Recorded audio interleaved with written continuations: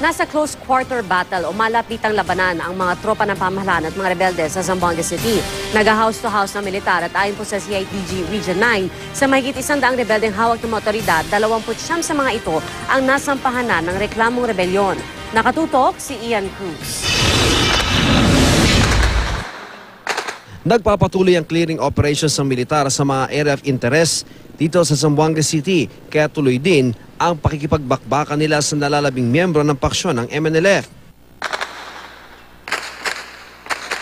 May na-recover ang AFP na tig-isang 90mm recoilless rifle at 57mm recoilless rifle na mga uri ng bazooka. Nakakuha rin sila ng 2 rounds ng rocket-propelled grenade o RPG at iba pang armas. 2 sunog din ang namataan sa pagitan ng Santa Catalina at Santa Barbara. Ayon sa militar, nasa 30 hanggang 40 pang rebelde ang nalalabi sa lugar. Sa aming assessment, kukonti na lang bala nila.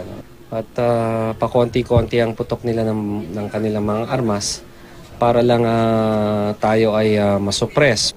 Ang problema, may mahigit 20 bihag pa raw ang mga rebelde. We are using the best troops that we have, the highest morale and will to fight. Sa huling update ng AFP, 13 pa rin na nasawi sa hanay ng mga pulis at sundalo. 2 sundalo sugatan sa bakbakan kanina, kaya't umakyat na ang bilang ng wounded in action sa 135. 5 MNLF members naman ang napatay kanina, kaya umakyat na sa 102 ang bilang ng mga nasawing rebelde. 72 ang arestado habang 45 ang sumuko.